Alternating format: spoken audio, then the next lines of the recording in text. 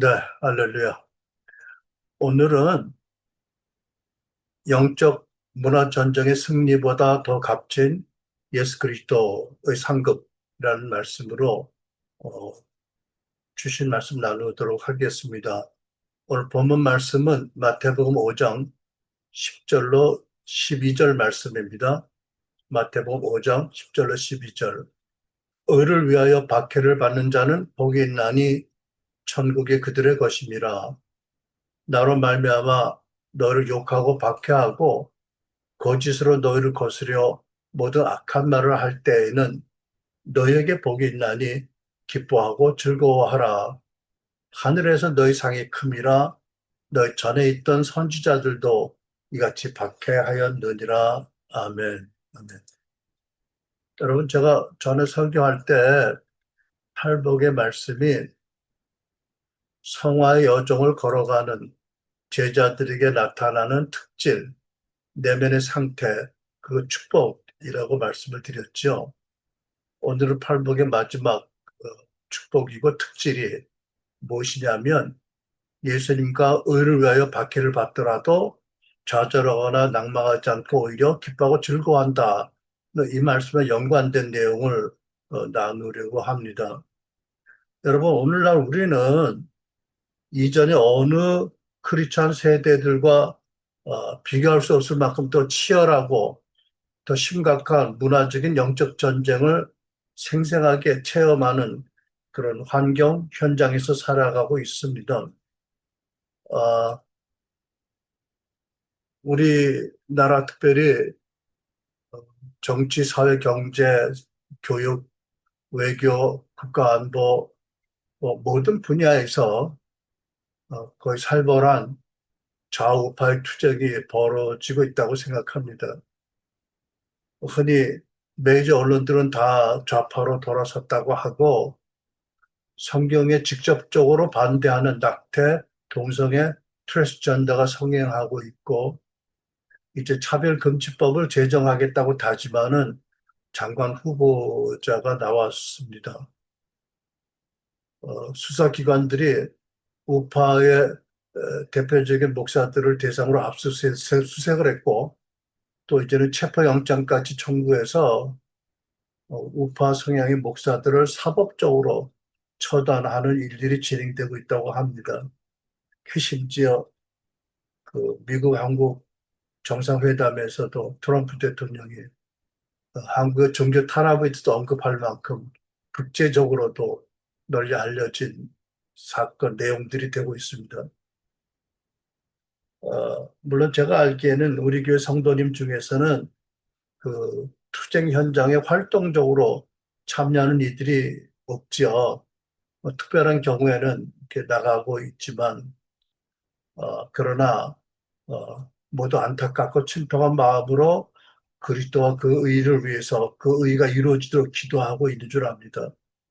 이제 그러다 보니까 사태가 심각해지니까 이제 교회 안팎에서 이 나라에 더 이상 희망이 없다라고 탄식하는 소리가 들려온다고 합니다.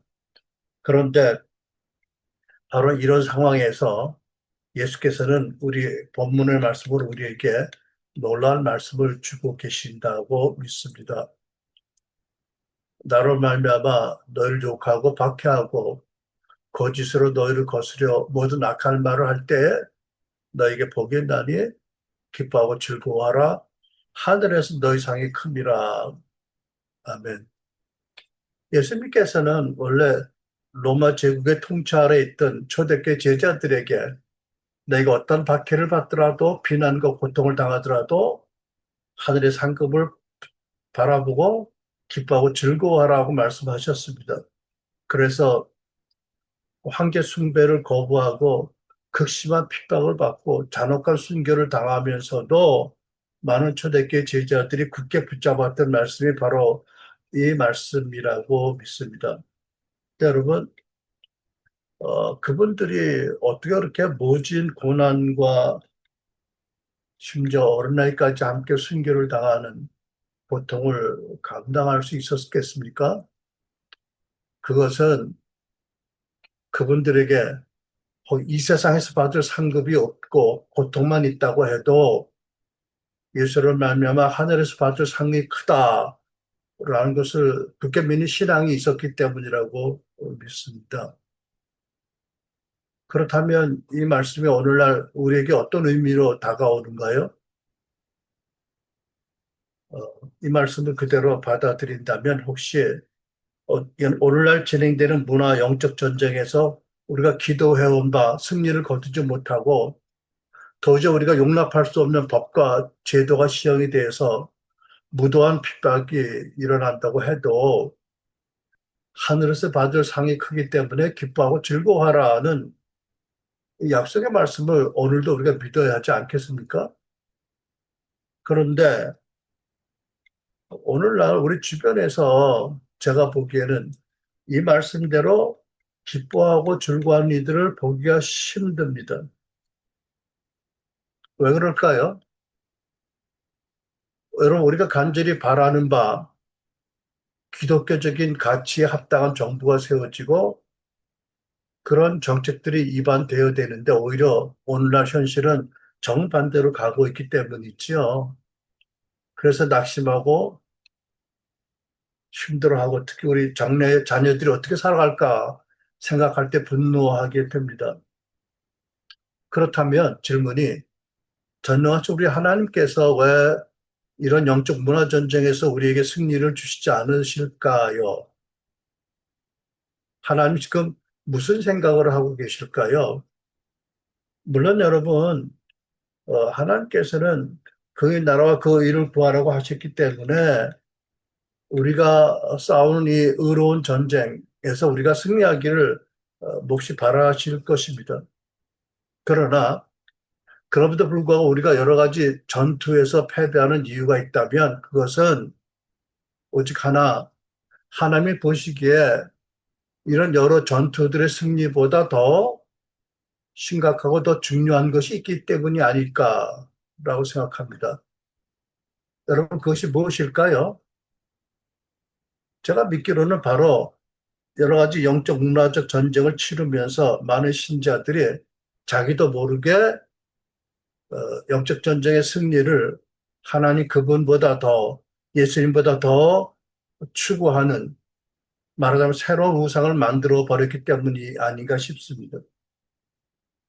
우리가 바라는 영적 문화 전쟁에 패배했다고 팔복의 말씀이 분명히 있음에도 불구하고 절망하고 분노한다면 그것은 그 전쟁의 승리를 하나님 말씀보다 더 크게 생각하고 있다는 증거가 아니겠습니까? 어, 그래서 저는 전에도 제가 한번 말씀을 드린 적이 있었는데 그렇게 많은 크리스찬들이 그렇게 많은 날 차가운 아스팔트, 뜨거운 아스팔트에 또 논비를 맞아오면서 철야 금식 기도했는데도 우리가 그렇게 기도한 바가 응답되지 않은 이유가 있었다. 역시 동일한 이유로 하나님께서 아직 최종적인 패배는 아니지만 부분적인 패배들을 허락하셔서 우리가 가지고 있는 우상을 깨닫게 하시고 우상을 버리고 참되고 영원한 상급이신 예수 그리스도께로 돌아오도록 부르시는 줄로 믿습니다. 여러분, 예수님은 초대교회 제자들에게 극심한 박해와 절망을 당하더라도 너희는 기뻐하고 즐거워하라고 역설같이 들리는 말씀하셨습니다. 왜? 그 이유는 분명합니다. 이 땅에서는 고통을 당할지라도 하늘에서 너희 받을 상이 지극히 크기 때문입니다. 그렇다면 이 말씀을 동일하게 우리에게도 우리가 누리는 기쁨과 즐거움의 근거가 이 땅의 상황의 변화, 또 우리가 바라는 영적 전쟁의 결과가 아니라 그보다 더 영원하고 위대한 예수 그리스도께서 약속하신 하늘의 상에 있어야 할 것을 알게 하신다고 믿습니다. 그러니까 우리 마음이 진정으로 예수님의 말씀, 하나님의 구원, 그리고 예수 그리스도 그분으로 말미암아 하늘의 상급으로 기뻐한다면 우리는 이 세상의 어떤 상황에서도 기뻐하고 즐거워할 수 있다는 말씀입니다. 그런데 오늘날 우리들 중에도 또 저도 변명할 수 없이 때로 낙심하고 때로 한숨을 쉬게 될 수밖에 없는 왜 기뻐하고 즐거워하지 못할까요? 저도 모르게 우리 시선이 어느덧 예수님이 아닌 하늘의 상급이 아닌 이 땅의 상급을 바라보고 있기 때문이다. 라고 말할 수밖에 없습니다. 여러분, 한국의 모든 크리스찬들이 간절히 구하는 이 땅의 상급이 뭐지요? 현재 진행되는 영적 문화 전쟁의 승리입니다. 낙태와 동성결혼, 트랜스젠더가 금지되고 종교의 자유가 보장이 되고 인권이 신장이 되고 기독교 가치를 지지하는 정부가 세워지는 것입니다. 물론 여러분 이런 목표들은 성경적이고 좋은 것이고 이 목표를 위한 싸움은 의로운 싸움입니다.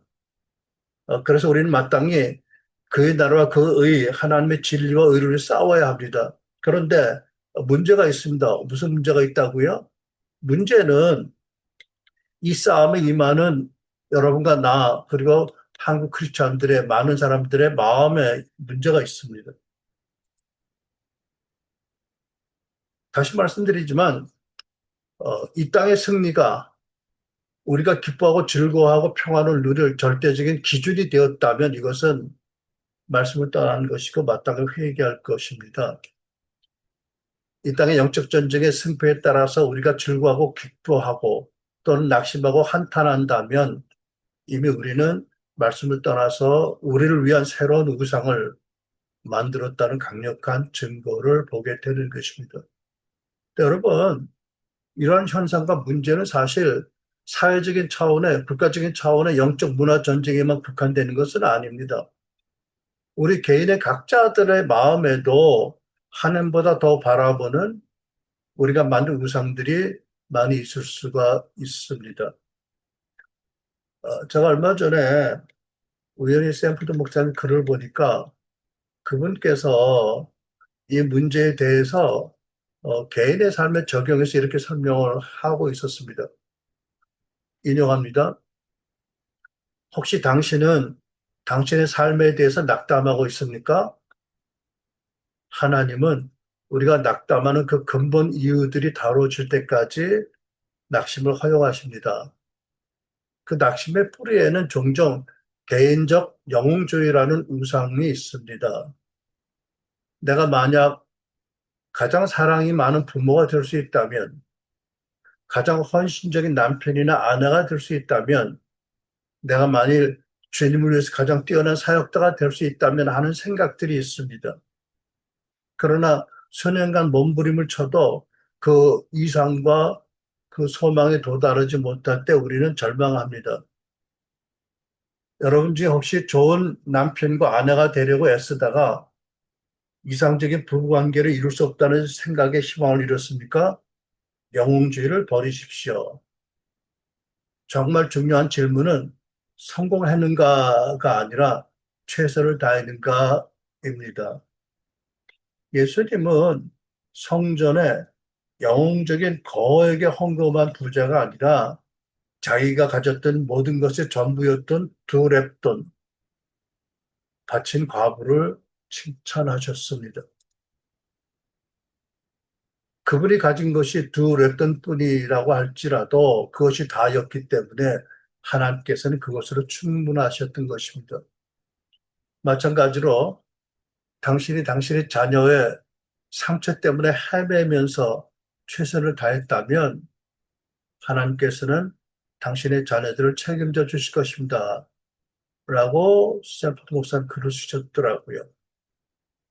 여러분, 우리 하나님은 완전주의자가 아니세요. 그분은 완전하신 분이지만 그분에게 우리에게 완전할 것을 요구하는 것이 아니라 하나님께서는 우리가 가지고 있는 지식과 능력, 우리 환경에서 넘어선 어떤 영웅적인 것을 요구하는 분이 아니세요. 다만 우리가 가진 것으로 우리 환경에서 얼마나 최선을 다하셨는가 이 중심을 보시는 하나님이시다. 저는 하나님 이렇게 이해할 때 저희가 큰 안도와 평안이 임한 것을 기억합니다. 여러분 성경은 탐심은 그 우상 숭배라고 말씀합니다. 골로새 3장 5절. 우리가 영적인 문화전적의 승리를 갈망하는 마음이 우리가 예수 그리스도를 갈망하는 마음보다 커졌다면 그것도 탐심의 우상이 된 것입니다. 마찬가지로 우리 일상생활 속에서 작은 탐심과 작은 집착들도 때로 하나님보다 더 사랑하는 우상이 될 수가 있습니다. 하나님께서는 그렇기 때문에 때로 우리 삶의 패배와 좌절을 허락하십니다. 그 이유는 우리 안에 숨겨진 우상들이 드러나고 깨트려지고 그리스도를 바라보도록 우리를 거두시는 은혜의 손길의 역사지요. 우리로 하여금 우리가 바라는 바가 아니라 영원한 우리의 영광의 기업이신 예수 그리스도에게 믿음의 눈을 고정하게 하시는 것입니다. 여러분, 이것은 현재 우리나라에 진행되고 있는 각 영역의 영적, 문화적 전투에도 해당이 되지만 우리의 개인의 가정과 직장과 개인의 내면 속에도 동일하게 원리로 해당되는 말씀입니다. 우리는 여러분, 모든 것이 없더라도 예수님 한 분으로 충분한 자들이 되어야 마땅합니다. 그런데 여전히 왜 전능하신 하나님께서 우리가 싸우는 이 어려운 싸움에 패배를 허락하실까라고 질문하면서 이 패배를 하나님 우리를 버리셨다라는 증거로 해석하는 분들이 혹 있을지 모르겠습니다. 그러나 성경은 하나님께 때로 패배와 고통을 통해서 당신의 백성을 정결하게 하시고 거룩하게 하시고 믿음으로 바로 서도록 훈련하신다라는 것을 말씀합니다. 그래서 제가 개인적으로 믿는 것은 하나님께서 우리 한국 교회에게 우리에게 부분적으로 많은 패배를 허락하시는 중요한 이유 중에 하나가 오늘날 많은 한국 교회가 성화 곧 구원의 현재를 소홀히 하고 있기 때문이다라고 믿습니다. 여러분, 하나님께서 우리를 보실 때 우리에게 무엇이 가장 중요하게 우리가 여기기 원하실까요? 그것은 하나님의 영원한 계획과 예수 그리스도의 고난과 부활과 성령으로 말미암아 이루어진 하나님의 구원을 가장 귀하게 여기고 구원을 현재적으로 이루어가는 삶을 가장 중요하게 보신다고 믿습니다. 그런데 여러 가지 이유로 교회가 성화를 등한시하면 성도들이 그 성화의 거룩한 부르심에 응하기 위해서 쓰여질 많은 에너지와 시간과 노력을 자연스럽게 자기가 하는 외부의 싸움, 외적인 싸움에 때로 영적 문화 전쟁에 쏠리게 되게 만듭니다. 여러분, 성경은 우리에게 피 흘리기까지 죄와 싸워야 한다. 근데 너희가 아직 그렇지 않다고 말씀하잖아요. 그렇다면 이 말씀을 적용해서 우리가 단호하게 사회 악과 부정에 맞서서 싸워야 하겠지만, 아니, 그보다 먼저 여러분, 최소한도 우리 안에 있는 죄성에 대해서, 죄악에 대해서 피 흘리기까지 싸우라는 말씀이 먼저 적용될 원리가 아닐까요? 이것이 로마서 7장 8장에 극명하게 성경 말씀이 보여주는 성화의 그 싸움이 아니겠습니까, 여러분? 그리고 우리는 죄와 싸우면서 범사의 예수 그리스도까지 닮도록 자라기 위해서 먼저 예수 그리스도가 누구신지 알기 위해서 우리가 성경을 읽고 또 기도도 하고 성령 인도하시는 서역을 따르고 우리가 거룩해지기 위해서 최선을 다해야 할 것이 헌신이 먼저 있어야 될 것입니다. 그런데 이런 헌신이 이런 과정이 없이 자기 안에 있는 죄를 다스리고 싸우지 않고 그리스도를 닮아가는 과정에 들어가지 않고서 거대한 사회악과 더불어 싸운다는 것. 이것이 얼마나 효과적인지 의문스러운 거지요. 그러니까 여러분, 교회가 이 세상에 하나님의 의를 위해서 영적 문화적인 전쟁을 하지 말라는 게 아니라 최소한도 동시에 성화의 부르심에 응하면서 그러면서 예수를 닮아가는 마인드, 성경적인 마인드와 신앙적인 태도를 가지고 영적 전쟁에 임해야 된다라고 주장하는 것입니다. 여러분, 교회가 또 여러분과 내가 우리의 성화를 등한시하면 우리가 당면한 싸움을 싸울 때 결국은 비성경적인 믿음과 가치 체계를 가지게 되고 하나님이 주시는 거룩한 무기가 아니라 원수가 주는 무기를 가지고 휘두르고 싸우게 됩니다. 그러면 이미 지고 들어가는 거지요. 그래서 하나님께서 때로 패배라는 쓴 도구를 사용하셔서 우리 시선을 외부의 적에만 고정된 우리 시선을 우리 내부의 문제로, 내면의 문제로 또 성화에 초점을 맞추게 하신다고 믿습니다. 그래서 우리가 보는 영적 문화 전쟁의 패배는 하나님 우리를 버리셨다라는 증거는 아닙니다. 오히려 하나님께 우리를 거룩하게 만드시려고 성화되게 하시려고 하는 하나님 사랑의 채찍이자 징계이자 훈련의 도구입니다. 히브리 12장 10절. 오직 하나님은 우리의 유익을 위하여 그의 거룩하심에 참여하게 하시느니라고 하십니다. 그런데 여러분, 우리가 이 사회 또 영적 전쟁과 더불어서 성화의 부르심과 앞에서 우리가 가장 먼저 직면할 과제가 중에 하나가 뭐냐면 쓴뿌리입니다. 쓴뿌리라는 왜곡된 마음의 렌즈를 제거하는 것입니다. 히브리 12장 15절. 쓴뿌리 여러분 잘 아시죠?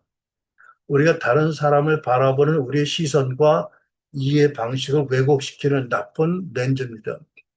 과거에 우리가 누구에게 상처받은 쓴 경험 때문에 그 사람 또는 그와 비슷한 사람들 동일시하게 판단을 하고 결국 그들이 우리가 가진 부정적인 기대에 응하도록 만드는 악한 동기까지 부여하는 것이 쓴뿌리입니다.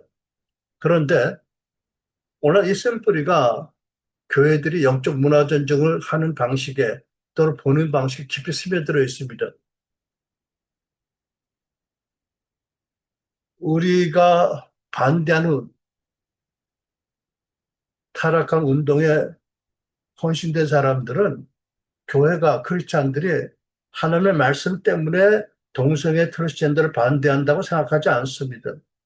그들은 쓴뿌리 안경을 쓰고 있어서 저들이 우리를 미워해서 저러는 거야 라고 그릇된 결론을 내리고 악하게 대적을 합니다. 근데 더 심각한 게 뭐냐면 그들은 또 그렇다고 해도 많은 크리스찬들이 예를 들면 그런 트랜스젠더나 동성애 또는 좌파 운동가들을 볼 때, 활동가들을 볼 때 똑같이 쓴뿌리 안경으로 바라본다는 것입니다. 그들이 우리를 증오하는 자다라고 정죄하는 것에 우리가 분노하면서 정작 우리도 그들에게 분노하고 그들을 제정신이 아닌 미친과 미친놈들이라고 죄송합니다. 정죄합니다. 이게 바로 성화의 부르심을 외면했기 때문에 나타나는 문제 현상입니다. 우리가 성화의 부르심에 응했더라면 그렇게 하지 않을 것입니다. 그들도 상처받은 피해자로 보고 그들의 말을 경청하고 그들이 왜 그렇게 생각하고 왜 그렇게 행동하게 되었는지를 이해하려는 마음을 가질 것입니다. 그런데 그렇지 않고 그들이 어떤 상처를 받아서 그런지 보기 전에 우리도 그들을 증오하고 저주하는 말을 합니다. 그것이 성화 밖에 있는 사람들의 모습인 거지요. 그래서 여러분, 우리는 이런 상황을 보면서 이 현재 우리가 당면한 영적 전쟁의 본질을 다시 한번 말씀으로 돌아가 생각해 보아야 할 것입니다. 에베소 6장 11절, 12절. 우리 씨름은 혈과 육을 상대하는 것이 아니요 통치자들과 권세들과 이 어둠의 세상 주관자들과 하늘에 있는 악한 영들을 상대함이라. 이 말씀에 의하면 좌파나 동성애자들이 우리의 대적이 아닙니다. 우리는 이 문화적인 영적인 분열의 양쪽에 있는 모든 이들을 위해서 싸우고 중보하도록 구원하도록 부름받은 교회입니다. 왜냐하면 우리 진짜의 원수는 공중에 있는 악한 영들이기 때문입니다. 그들을 조종하는 영들이 우리의 원수입니다.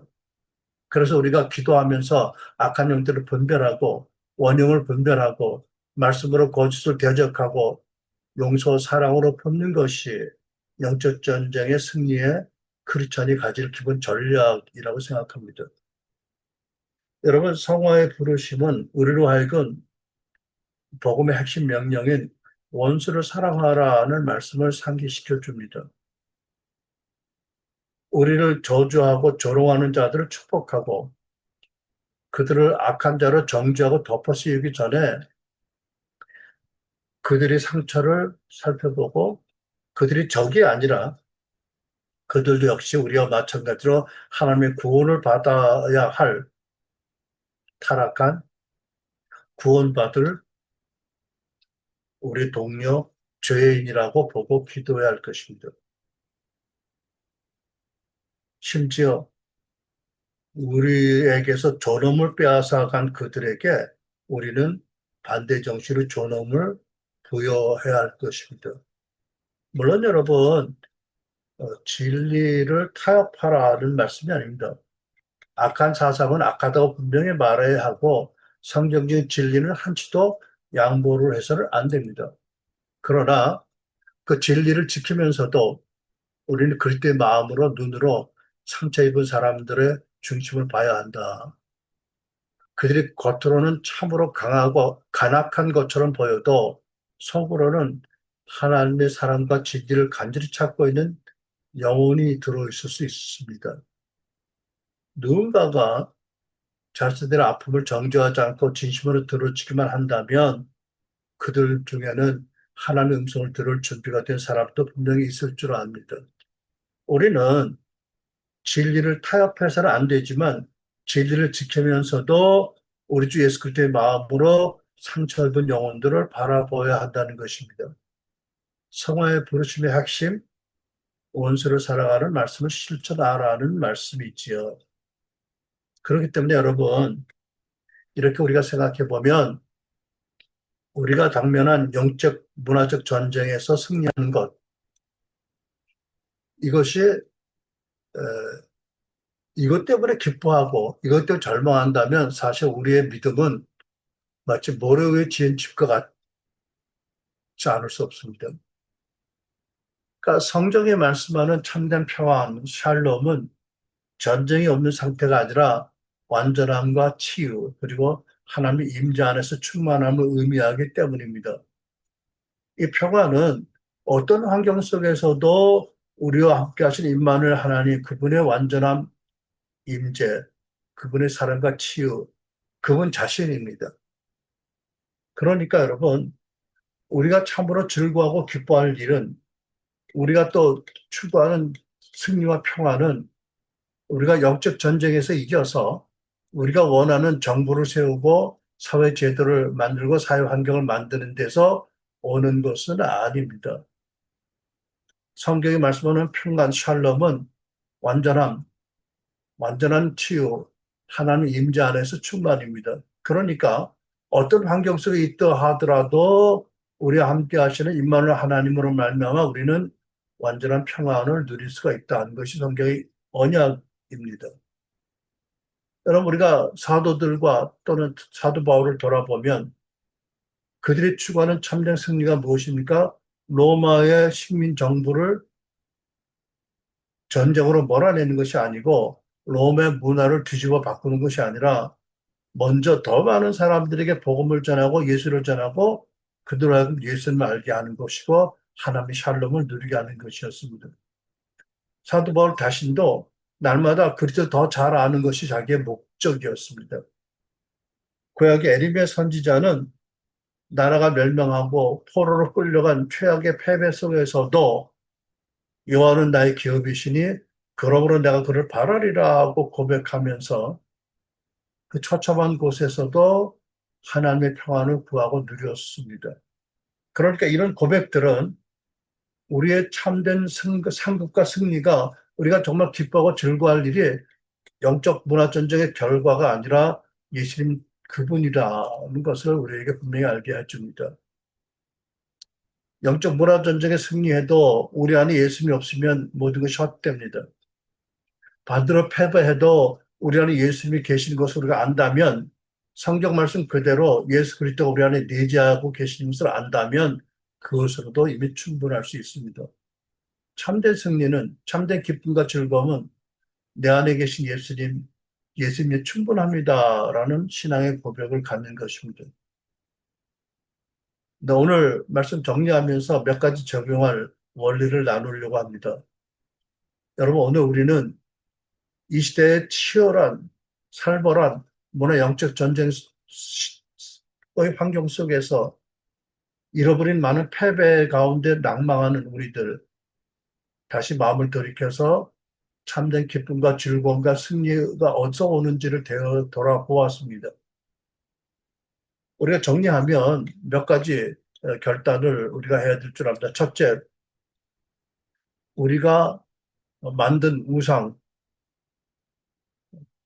우상화된 승리를 우리가 회개해야 됩니다. 그리고 우리가 즐거워 기뻐할 근거를 다시 재조정해야 됩니다. 우리가 그리스도의 의를 위해서 싸우되 그 싸움의 성패에 따라서 우리의 신앙과 감정의 기저를 두지 말아야 된다. 우리가 부분적으로 패배해도 핍박을 당해도 즐거워한 이유는 예수 그리스도가 우리의 영원한 기업, 상급이시기 때문입니다. 두 번째, 외면적인 죄와 싸우는 영적 문화 전쟁을 하면서도 내면적인 죄와 싸우는 개인의 성화에 헌신해야 됩니다. 여러분, 우리 안에 있는 죄와 죄성을 외면하고 사회하게 도전한다는 것은 물론 우리가 완전을 요구하는 것은 아니지만 그렇게 되면 잘못된 무기를 사용할 수 있다고 말씀드린 것을 여러분 잘 유념하시기 바랍니다. 하나님 함께 할 수 없는 전쟁이 되어버립니다. 세 번째, 우리는 집단적인 쓴뿌리를 회개하고 최소한도 원수를 사랑하려는 태도를 갖도록 기도해야 할 것입니다.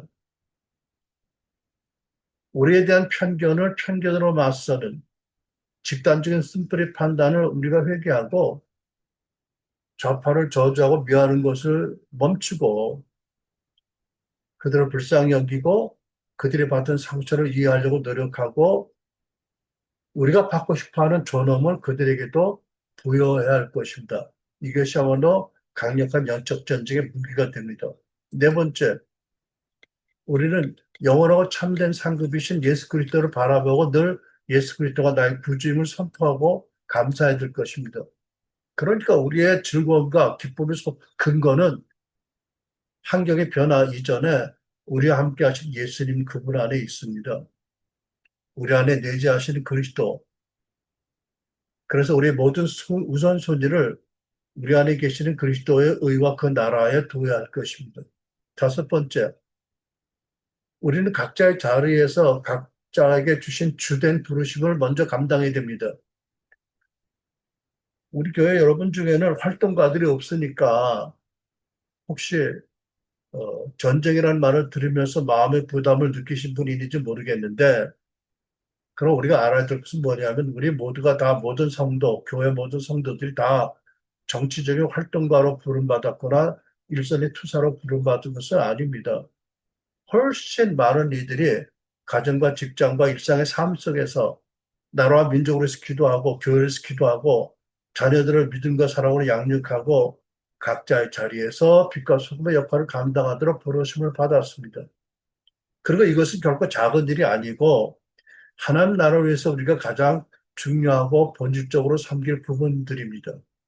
그러니까 여러분 혹시라도 부담감이나 죄책감을 갖지 마시고 우리 각자에게 주신 자리에 우리 각자에게 주신 그 자리에서 또 우리에게 주신 주된 부르심이 무엇인지 분별하고 그 부르심 안에서 주님을 섬기되 또 영적 전쟁하는 이들을 위해서 응원하고 함께 중보하는 일을 함께 해 나가시기 바랍니다. 어, 혹시 우리 이 제 설교를 나중에 유튜브로 들으실 분들 중에서 필사적으로 영적 문화 전쟁에서 이기려고 애쓰는 분이 있을지 모르겠습니다. 근데 결론은 이것입니다. 필사적으로 영적 문화 전쟁에 이기려고 하는 그것이 여러분의 문제입니다. 이제 우리는 그 영적 문화 전쟁 승리보다도 예수님을 더 추구해야 합니다. 예수를 먼저 구하고 예수님의 나라 다스림을 먼저 구해야 됩니다. 여러분, 온 우주의 어느 누가 우리가 제 모든 죄를 알고도 용서해주고 여전히 우리 안에 죄성이 남아있는 걸 알면서도 오직 예수를 믿고 예수와 연합된 그 이유 하나 때문에 구원하시고 더할 수 없는 사랑으로 사랑할 분이 어디 있어요? 누가 있어요? 그분이 우리가 기뻐하고 즐거워할 근원적인 존재이십니다.